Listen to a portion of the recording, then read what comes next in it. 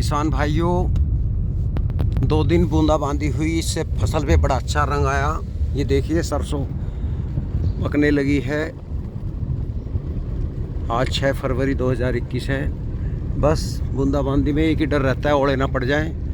देखो धान तैयार है किसानों के, 15 फरवरी तक पले हो जानी चाहिए। देखो पले का गन्ना बोवें तो अलग ही मज़ा है।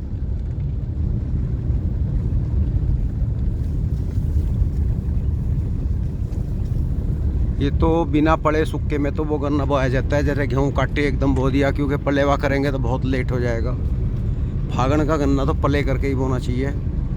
जैसे ये गन्ना खड़ा है, इसमें पोगे बहुत अच्छे हैं। अगर ये पोगले छोड़ दिए जाएं तो भाइयों बहुत कम खर्चे की पैदावार है।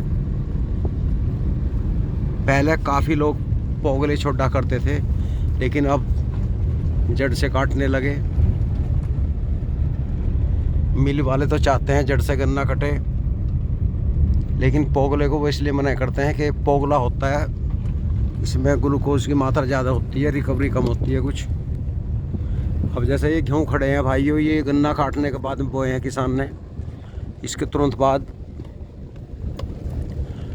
गन्ना बोया जाएगा। ट्रंच विधि में मुझे एक बहुत बात बढ़िया लगी। आजकल एक वो तरीका चल रहा है जो मैंने काफ़ी घूमने के बाद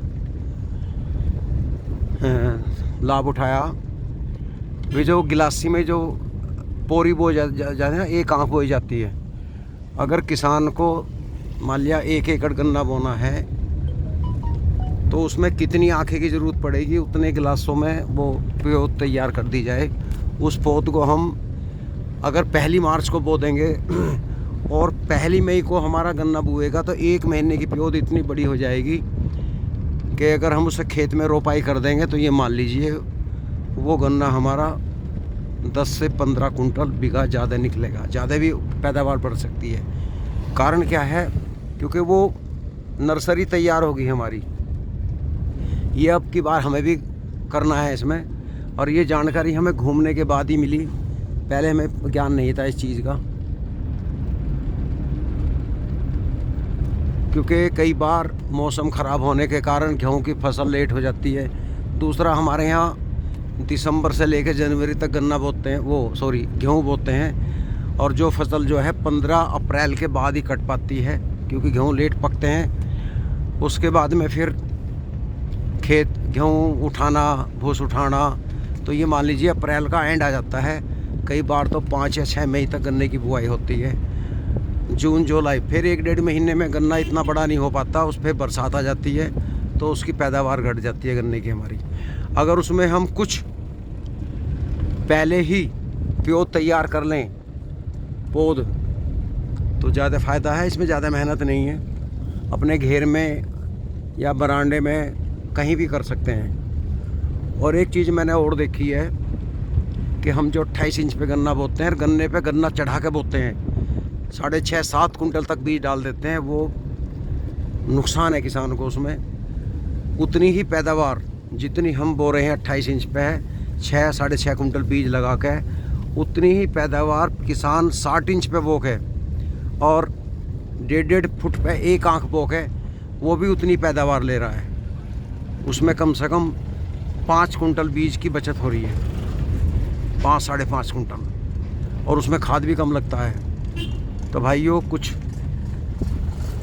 बातें आपको ज़रूर पसंद आएंगी और कुछ नहीं भी हमें शायद, क्योंकि आपको इन चीज़ की जानकारी नहीं है।